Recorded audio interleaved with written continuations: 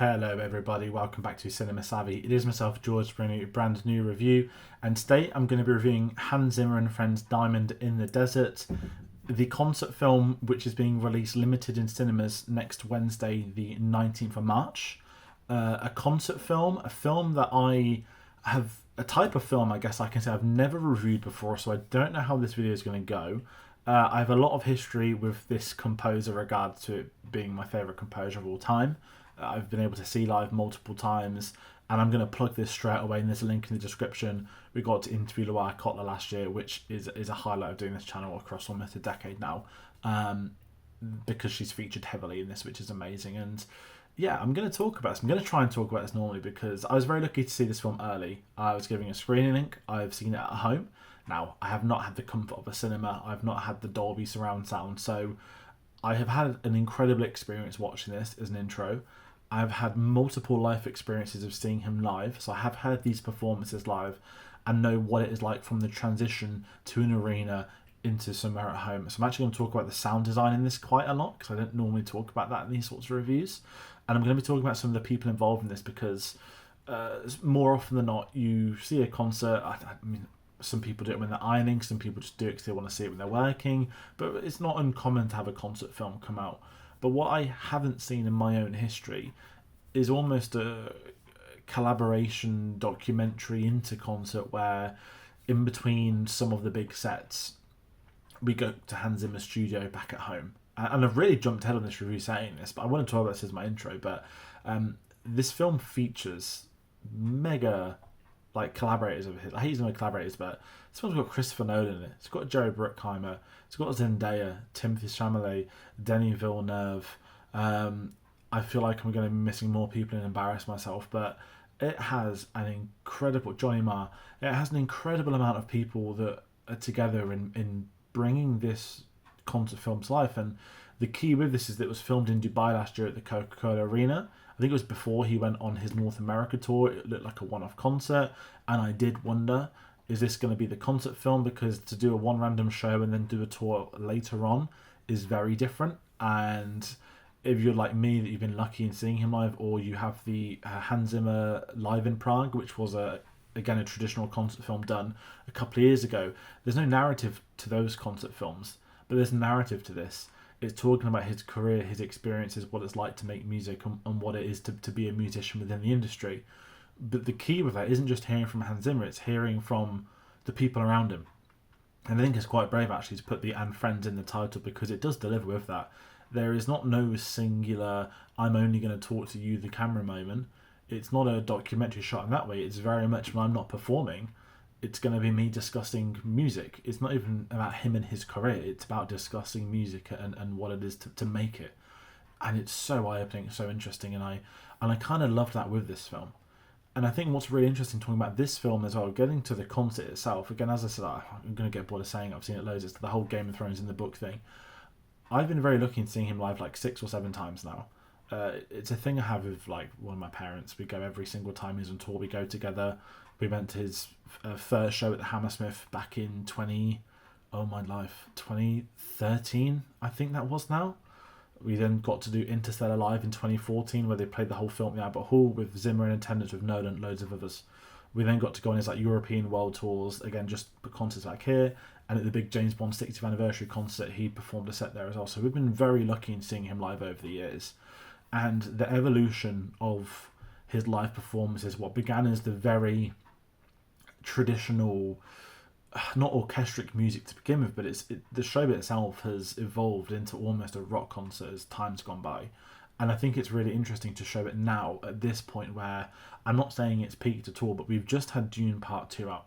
So you haven't recorded something and then he's had an incredible score come out a week or two after. Granted, we're getting the F1 film later on this year, which he is scoring, which I'm very much looking forward to. But this one in particular, it felt like the timing was right. Dune Part 2 has come out. It has an amazing score.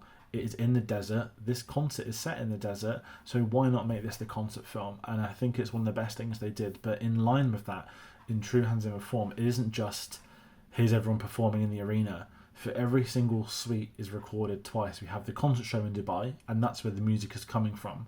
but then we have sets that have been built for these performers to then also play in. So whilst it's playing the same music once from that concert recording, it's then interjecting between here's the stage performance, here's us doing it in a controlled environment.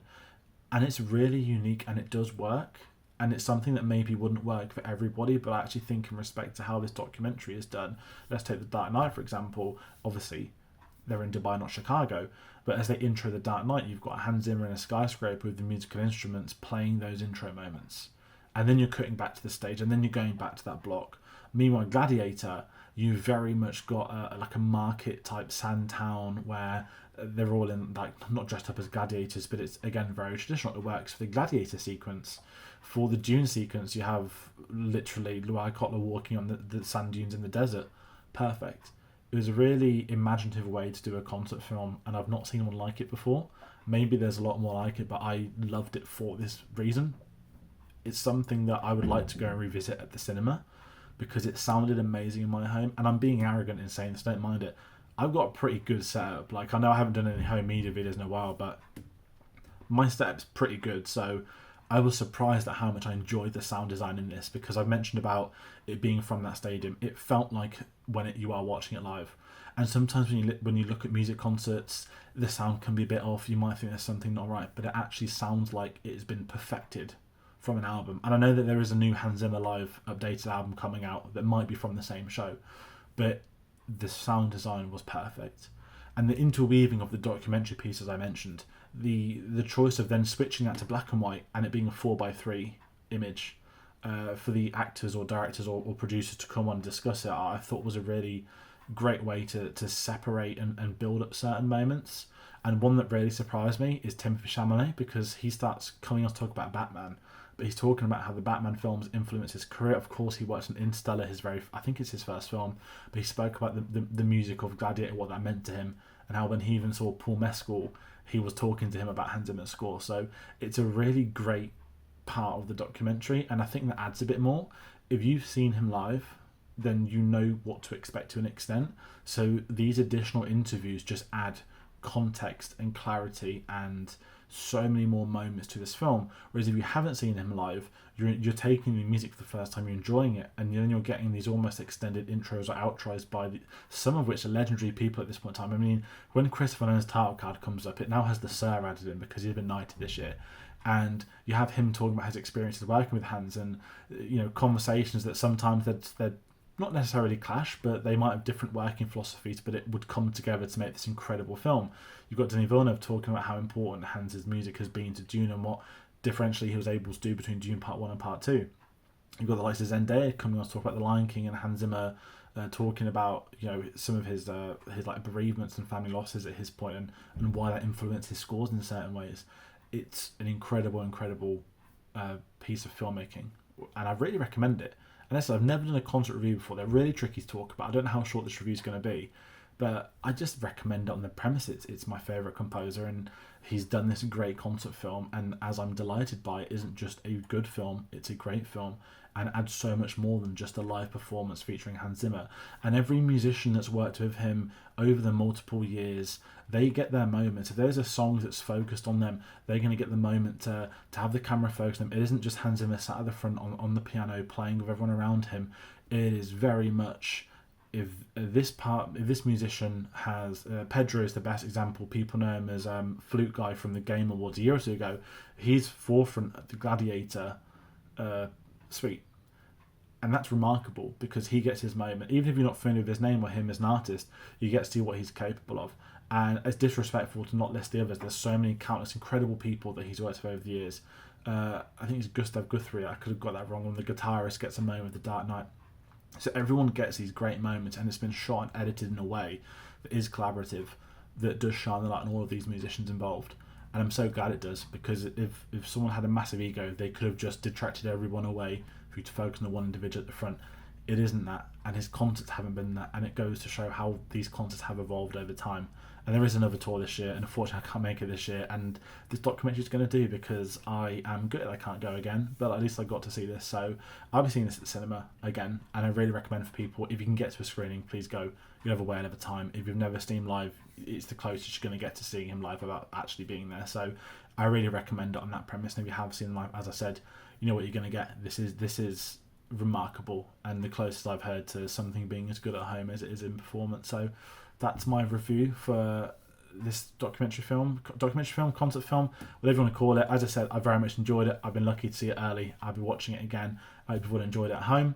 A different review to do on the channel, ones we've not really done, but if people are familiar with the channel, you know that he's my favourite composer, and I love talking scores as much as I can. So that's going to round out this video. What else we're working on? We've got a few things in the pipeline. We're getting up for a very busy April. We've got Andor coming back. We've got The Last of Us coming back. We are technically a film channel, so we do have to do film reviews on top of those two big things. There may be reviews out for a couple of new releases this week. I think Black Box is out. I think Last Breath is out. I know Snow White is next week. So the new releases are starting to come in again, and we'll cover them as and when we can on the channel. When we've got videos to announce, we'll put them on our social medias. Linktree.com/cinemasavvy. That'll pop you through to our Facebook, Twitter, Instagram, Letterboxd, and Blue Sky. But that being said, that's going to round out this video. So once again, thank you all so much for watching, and I'll see you on the next one. Take care.